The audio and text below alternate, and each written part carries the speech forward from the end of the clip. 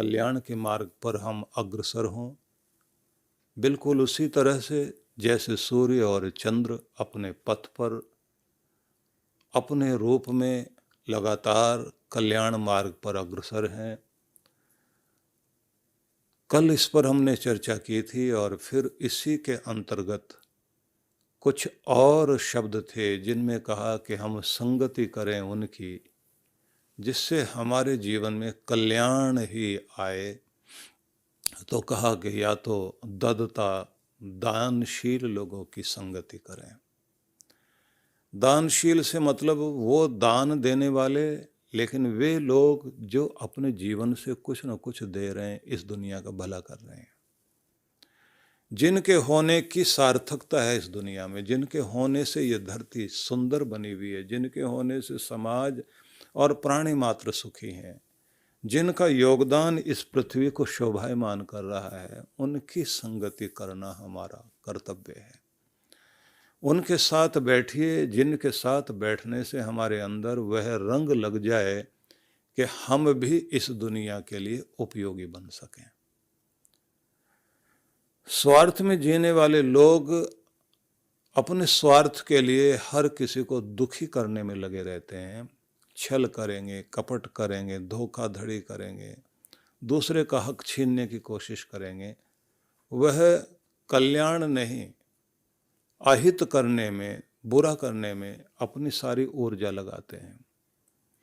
और ऐसे लोग बहुत दिमागदार होते हैं, चतुर होते हैं, चालाक होते हैं, लेकिन अगर उनकी बुद्धि शुभ की ओर लग जाए, वे दुनिया में बहुत कुछ अच्छा कर सकते हैं। विचित्रता तो ये है कि कभी कभी ऐसे उदाहरण सामने आते हैं, जैसे अमेरिका के न्यूयॉर्क का एक उदाहरण सामने आया कि एक व्यक्ति के अंदर ऐसी कलाकृति थी, वो बहुत बढ़िया डिजाइनर था, बहुत बढ़िया चित्रकार था, और उसको अपनी पेंटिंग करता रहता था। एक दिन उसको लगा कि खाने को पैसे ही नहीं रहे हैं कि हम मार्केट से कुछ लाएं, तो उसने वहाँ के डॉलर को लेकर के और फिर वैसा डिजाइन करके नोट बना दिए और मार्केट में जा कर के चला दिया और बेच करके आ गया, सब्जी और आटा वाटा खरीद लिया। अब उसके बाद में ये हुआ कि वो जो उसके नोट थे, वो जो बेचने वाला आदमी था, उसका गीला हाथ उसमें लग गया तो स्याही उंगली पर लगी। उसे लगा ये क्या है, आज तक ऐसा नोट तो हमने देखा नहीं। और उसके बाद पुलिस में रिपोर्ट हुई, पकड़ा गया। लेकर जब जा रहे थे तो उसको पूछा कि ऐसा क्यों किया। बोले सब्जी आटा सब लेना था। काम क्या करते? बोले पेंटिंग वेंटिंग करते हैं, पेंटिंग बेच लेते अपनी। बोले उसको बेचने के लिए मैं कहाँ जाता, इतनी देर में तो भूख ने हाल खराब कर लेना था मेरा। और उसको फिर जेल में रखा गया। और आश्चर्यजनक बात है कि उसका अखबारों में जब समाचार छपा तो लोग उसकी पेंटिंग देखने के लिए उत्सुक हुए और उसकी पेंटिंग लाखों रुपए की बिक गई। उस पागल से पूछा गया कि ये तूने क्या किया, तू लाखों रुपए पेंटिंग से कमा सकता है। बोले मुझे आसान मार्ग वही समझ में आया था, मुझे लगा कि ये सबसे ज्यादा आसान है। लिखने वालों ने लिखा कि दुनिया भर के लोग बुराई को आसान समझते हैं, गलत मार्ग को ये समझते हैं ये शॉर्टकट है, ये बहुत आसान है, इससे चलते चलते हम अपने आप को सुखी कर लेंगे। लेकिन वो शॉर्टकट जो है वो पूरी जिंदगी के लिए ऐसा कुछ हो जाता है कि जिससे हमारे जीवन का सारा सुख चला जाए और दुख में जाकर खड़े हो जाएं। कोई छोटा रास्ता चुनते समय लोग जो है कि दूसरा रास्ता तो बहुत लंबा है, छोटा रास्ता जल्दी सुख दे देगा मुझे, तो वो जो छोटा रास्ता हम सुख के लिए चुनते हैं, अपने भलाई के लिए चुनते हैं, वही सबसे ज़्यादा दुखदाई हो जाता है। इसलिए कुछ भी कट शॉर्ट करने की कोशिश न करके हम अपने जीवन को कल्याण के मार्ग पर चलाएं, समाज को हम दें। लेकिन ये बात ध्यान रखें, कोई किसान गेहूं उगाए तो पैसे तो मिलेंगे लेकिन थोड़े मिलेंगे, लेकिन तंबाकू उगा ले तो ज़्यादा पैसे मिलेंगे। पर सारे तंबाकू उगाने लग गए इस धरती पर, तो कैंसर की खेती करने लग गए। उसको अन्नदाता कहेगा कोई? इस दुनिया में वो कर्म जो केवल एक तरह का सुख तो दे सकता है आपको, लेकिन अपने साथ साथ दूसरों को दुख दे जाए, वही कर्म, दुखदायी कर्म, वही नरक की तरफ लेकर जाता है। उसी से बचने के लिए कहा गया है कि आप उनकी संगति कीजिए जो अपना कर्म करते समय ये जरूर सोचते हैं कि मेरे इस कर्म के द्वारा मुझे जो लाभ होगा, उस लाभ के साथ साथ दूसरों को क्या लाभ होगा। मैं क्या उदाहरण प्रस्तुत कर रहा हूं, मैं कौन सा उदाहरण सामने रख रहा हूं। कुछ लोगों को आदत होती है ड्रिंक करने की, शराब वराब पीने की। एक व्यक्ति था जो पीता था, लेकिन वो बहुत छिप के पीता था और बच्चों के सामने आए नहीं। तो उससे कोई पूछे ऐसा क्यों? बोले आदत तो पड़ गई, लेकिन दुख के कारण पड़ी है और बच्चों के सामने आना नहीं चाहता, क्योंकि मैं अपनी कमी को अपने बच्चों के सामने नहीं लाना चाहता। वो देखें और वो अपनाने लग जाएं, क्योंकि मेरे भाषण से नहीं समझेंगे, जो मैं कर रहा हूं उसी तरह से वो भी करने लगते हैं। लेकिन अब उनकी बात सोचिए जो खुद पी रहे हैं और बच्चों को साथ बैठा रहे हैं। और ब्याह शादी करने के लिए लोग ढूंढते हैं कि वर मिले तो ऐसा शराबी नहीं होना चाहिए, और वासे वापस में बोलेंगे कि कौन नहीं पीता, आज के टाइम में तो सब पी रहे हैं। लेकिन एक बार आपको लत पड़ी और लत पड़ने का परिणाम ये हुआ कि जीवन में अगर कोई उतार चढ़ाव आ गया तो फिर ये तो डोज बढ़ता जाएगा, और बढ़ता चला गया तो फिर आदत लगेगी, आदत चली गई तो उसके बाद स्थिति क्या होगी? जिंदगी तबाह। लोग कहते नहीं, हमें अपने ऊपर बहुत भरोसा, हम कंट्रोल कर लेंगे। आप एक समय तक ही अपने ब्रेक का इस्तेमाल कर सकते हैं, उसके बाद ये ध्यान रख लेना कि जब आदतें पड़ जाती हैं तो आदत फिर आपको कंट्रोल करती है, फिर आपके बस में कुछ नहीं रहता। इसलिए कोई भी कर्म जो है जो हमें दुखदायी मार्ग पर ले जाए, प्रारंभ में जरूर सुख दे देगा। तो कहा है कि उनकी संगति करो जिस दुनिया में कुछ दे रहे हैं, जिनके होने का कुछ मतलब है। उनके बारे में सोचना जिन्होंने अपने प्राणों की बलि चढ़ा दी, प्राणों को न्यौछावर कर दिया समाज के हित के लिए। वो डॉक्टर थे, इंजीनियर थे, वे लोग थे जिन लोगों ने, साइंटिस्ट लोग जिन्होंने रिसर्च की दुनिया के भलाई के लिए। इसलिए निवेदन यही है कि कल्याण का मार्ग अपनाएं, लेकिन कल्याण के मार्ग के साथ कहा संग में मही, उनकी संगति करो। किनकी? ददता, ददता दानी लोग, संग में मही, उनकी संगति करो, उनके साथ बैठो जो दुनिया के अंदर कुछ दे रहे हैं, सहयोग कर रहे हैं, जिन्होंने अपने होने का मतलब इस पृथ्वी को समझाया कि मैं आया हूं तो कुछ देकर जा रहा हूं, किसी का कर्जदार होकर नहीं जा रहा हूं, बल्कि इस दुनिया को मैंने बहुत कुछ लौटाया। जब आप कुछ देकर जा रहे होते हैं तो अपने अंदर एक प्रफुल्लता होती है कि मैंने कुछ किया है। बड़ी बात यह भी है कि उनकी संगति कीजिए कि जो किसी भी कंपनी में काम करते हुए जितना ले रहे हैं उससे कई गुना वापस करके देते हैं, उस कंपनी की रीढ़ की हड्डी बन करके जीते हैं, जिससे पता लगता है कि ये व्यक्ति है जिसके कारण जो है ये कंपनी चलती है। तो ऐसे लोगों को, जो कामचोर नहीं है, ऐसे लोगों के पीछे मालिक लोग दौड़ करके चक्कर काटते घूमते हैं, उनका ध्यान रखते हैं कि हमारा सारा काम चलाने वाले तो ये हैं। और वो धीरे धीरे अपनी क्षमता बढ़ाते जाते हैं। ऐसे लोग जहां हैं वहां की शोभा है, और जहां जाएंगे वहां की शोभा बनेगी। और फिर एक शब्द और आगे कहा गया, पुनर्ददता अग्नता जानता संग में मई। पुनः शब्द का प्रयोग किया, फिर हमें उनकी संगति भी देना भगवान। जो अहिंसक लोग हैं, सामर्थ्य होते हुए वो क्षत्रिय लोग, जिनके पास समस्त प्रकार का सामर्थ्य है और सामर्थ्य होने के बाद भी वे इस समाज में क्षमा दान दे रहे हैं, और क्षमा दान दे रहे हैं तो हिंसक वृत्ति को हटा रहे हैं, बदले की भावना से जो काम नहीं करते, जिनका कार्य होता है समाज के अंदर उदाहरण प्रस्तुत करना। और बड़ी बात होती है कि ऐसे लोग जो वीर लोग हैं, दूसरों को क्षमा कर देते हैं, वो सच में पूजनीय हो जाते हैं। हिंसक बनना, समाज के अंदर क्रूरता पैदा करना, अन्याय को पैदा करना, वो लोग हमारे आदर्श नहीं हो सकते। आदर्श हैं जो समाज को दे रहे हैं। आदर्श हैं वे जो सामर्थ्य होने के बाद भी हिंसक वृत्ति को मिटाने वाले लोग हैं। अग्नता का अर्थ ही होता है जो अहिंसक है। ऐसे लोग जो क्षत्रिय अहिंसक वृत्ति को अपनाकर अन्याय को छोड़कर न्याय के लिए जो काम करने वाले लोग हैं, उनकी संगति करो, उनका संग हमें मिल जाए।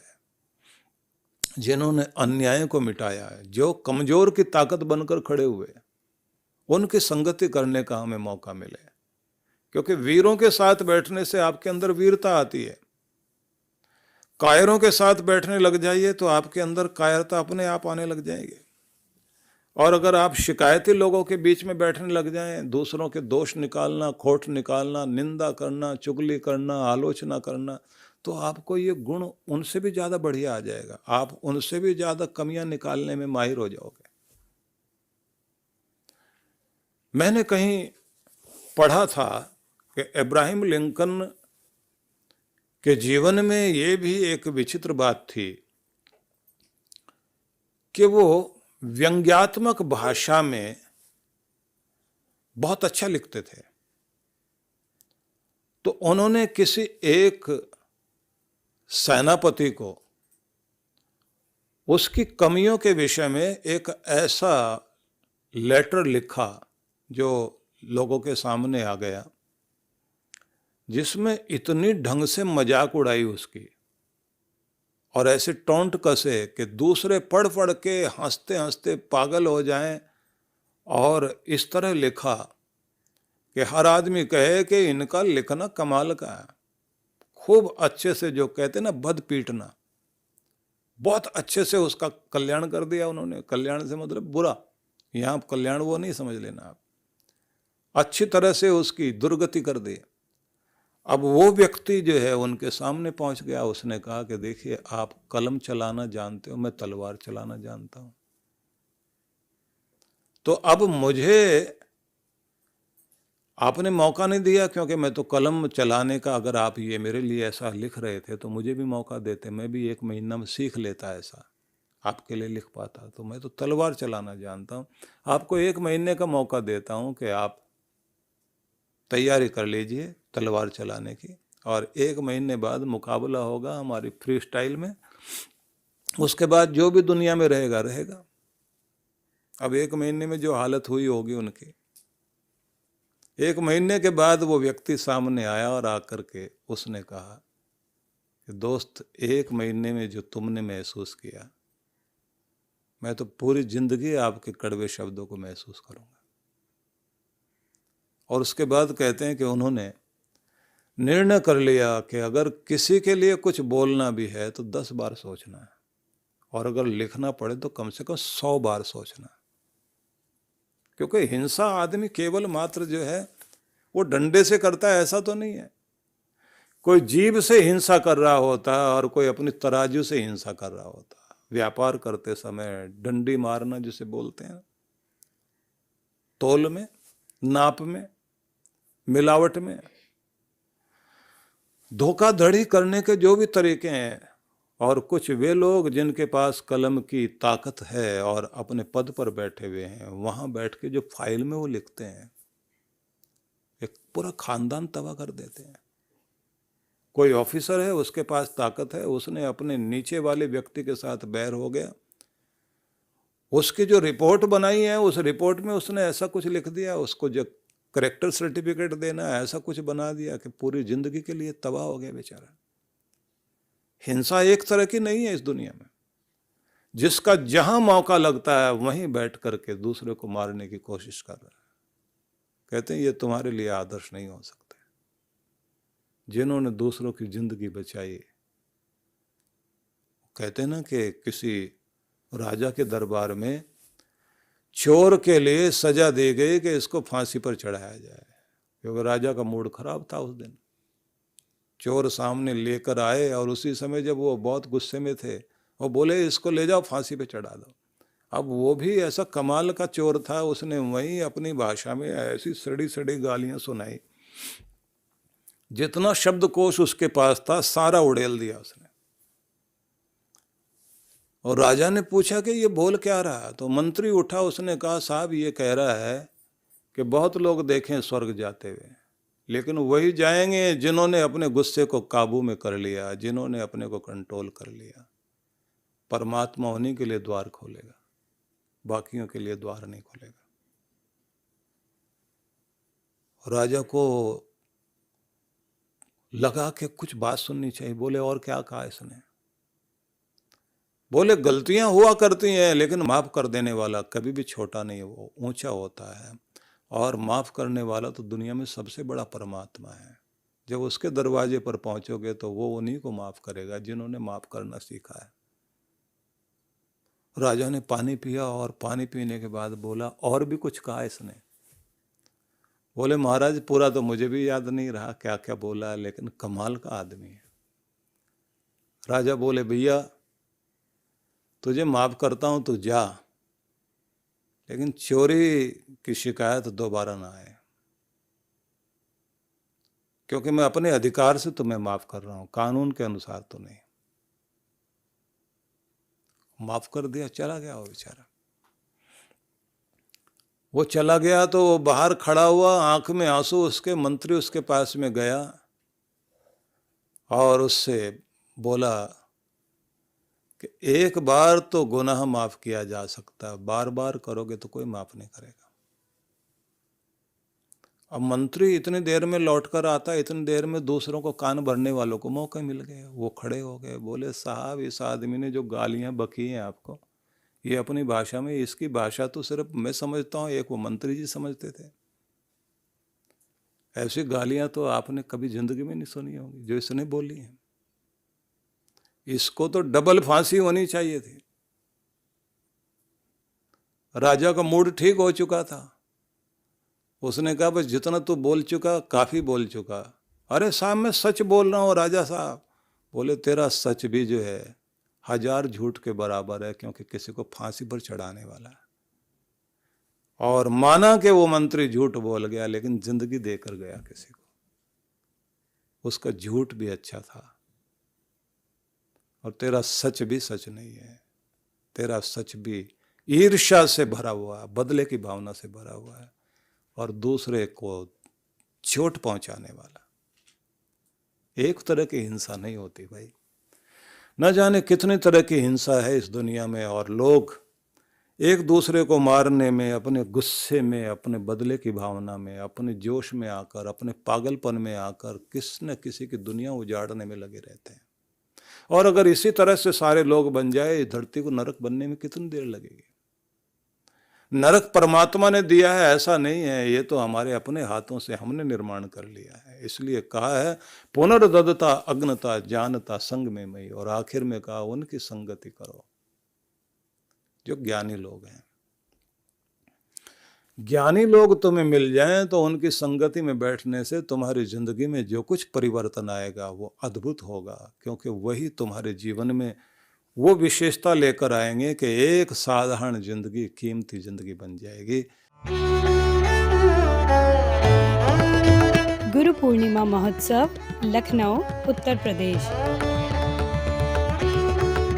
कार्यक्रम की रूपरेखा, दिनांक 21 जून 2025 सायं 5 से 7 बजे सत्संग, गुरुपाद पूजन एवं गुरुदर्शन।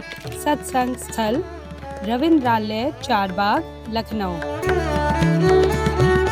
संपर्क सूत्र आयोजक विश्व जागृति मिशन, लखनऊ मंडल। आप सपरिवार सादर आमंत्रित हैं।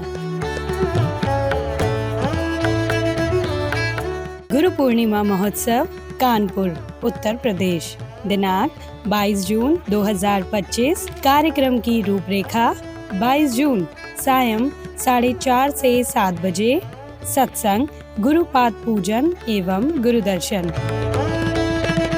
गुरु दीक्षा प्रातः 10 बजे। सत्संग स्थल सिद्धिधाम आश्रम, बैकुंठपुर, बिठूर, कानपुर, उत्तर प्रदेश। आयोजक विश्व जागृति मिशन, कानपुर मंडल। संपर्क सूत्र आप सपरिवार सादर आमंत्रित हैं। गुरु बिन ज्ञान न होत है, गुरु बिन दिशा अजान, गुरु बिन इंद्रिय ना सधे, गुरु बिन बढ़े न शान। गुरु में समाहित दिव्य और दैवीय शक्तियों के दर्शन, पूजन, ज्ञान, ध्यान से स्वयं को धन्य करें। परम पूज्य सद्गुरुदेव श्री सुधांशु जी महाराज एवं डॉक्टर रचिका दीदी जी के पावन सानिध्य में गुरु पूर्णिमा महोत्सव दिनांक 7 से 10 जुलाई 2025। विशेष कार्यक्रम गुरु मंत्र सिद्धि साधना, दिव्य शक्तिपात क्रिया, गुरु मंत्र दीक्षा, भक्ति सत्संग, गुरु दर्शन। गुरु पूर्णिमा महोत्सव 10 जुलाई 2025। स्थान शक्ति टेंट, द गोल्डन डिकॉर, नजदीकी जापानी पार्क, सेक्टर 12, रोहिणी, दिल्ली। आयोजक विश्व जागृति मिशन, दिल्ली। संपर्क सूत्र ऑनलाइन व ऑफलाइन गुरु मंत्र सिद्धि साधना के लिए संपर्क करें। आप सपरिवार सादर आमंत्रित हैं।